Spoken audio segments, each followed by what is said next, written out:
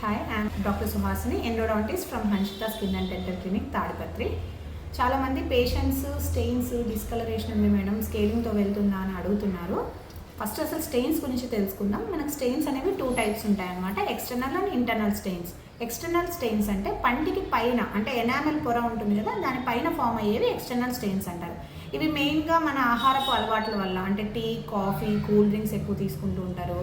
ఇంకొకటి వచ్చేసి కొంతమందికి హ్యాబిట్స్, అంటే సిగరెట్ స్మోక్ చేస్తుంటారు, కొంతమంది టొబాకో చ్యూ చేస్తుంటారు. ఇంకొన్ని వచ్చేసి సప్లిమెంట్స్ అనమాట, ఐరన్ సప్లిమెంట్స్, కొంతమంది లైన్ డేట్స్ సిరప్ తీసుకుంటూ ఉంటారు. ఇవన్నీ కూడా ఏంటంటే ఎక్స్టర్నల్ స్టెయిన్స్ అనమాట. ఇవన్నీ మనము అవి తీసుకున్న వెంటనే నీళ్లు బాగా పుక్కిలిచ్చడము, బ్రషింగ్ బాగా చేయడం వల్ల చాలా వరకు అవి అవాయిడ్ అవుతాయి అనమాట. ఇంకొకటి గార, బ్యాక్టీరియా అనేది పంటి పొర మీద, పై పొర మీద గారలాగా ఫామ్ అయ్యి స్టెయిన్ లాగా ఫామ్ అవుతుంది. ఇవన్నీ కూడా ఎక్స్టర్నల్ స్టెయిన్స్. నెక్స్ట్ వచ్చి ఇంటర్నల్ స్టెయిన్స్. ఇంటర్నల్ స్టెయిన్స్ వచ్చేసి మనకి ఏజ్ రిలేటెడ్, అంటే వయసు రీత్యా మనకి ఎనామెల్ పొర పోవడం వల్ల మనకి లోపల ఉన్న ఎల్లో పొర బయటికి కనిపిస్తుంది అనమాట.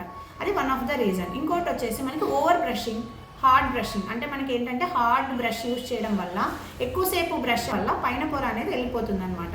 దానివల్ల కూడా టీత్ ఎల్లోగా కనిపిస్తుంది అనమాట. ఇంకోటి ఇంటర్నల్ స్టెయిన్స్ వచ్చేసి రీజన్ ఫ్లోరోసిస్ వల్ల కూడా పిట్స్ లాగా ఫామ్ అయ్యి బ్రౌన్ కలర్ స్టెయిన్స్ ఫామ్ అవుతుంది. ఇంకా అలా చాలా రీజన్స్ ఉంటాయి ఇంటర్నల్ స్టెయిన్స్. సో మనం ఏంటంటే ఇంకోటి మెడికేషన్, టెట్రాసైక్లిన్స్ అనేసి కొన్ని మెడికేషన్స్ ఉంటాయి, దానివల్ల కూడా స్టెయిన్స్ ఫామ్ అవుతాయి. సో ఇవి వచ్చేసి ఇంటర్నల్ స్టెయిన్స్. ఇవి వచ్చేసి నార్మల్ క్లీనింగ్లో వెళ్ళవన్నమాట. మీరు ఎవ్రీ 6 months డెంటల్ చెకప్స్ చేసుకుంటే డాక్టర్స్ చెప్తారనమాట అవి ఎక్స్టర్నల్ స్టెయిన్సా ఇంటర్నల్ స్టెయిన్సా అనేసి.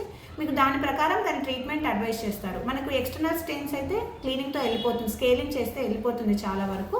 కానీ ఇంటర్నల్ స్టెయిన్స్కి మాత్రం దానికి సపరేట్ ట్రీట్మెంట్ ఉంటుంది. అది వెనీర్స్ కానీ, కాంపోజిట్స్ వెనీర్స్ అంటాం అనమాట. వెనీర్స్ కానీ, దాని మీద క్రౌన్స్ కానీ ప్లాన్ చేసుకుంటే నీట్గా ఉంటుంది. So first visit dentist.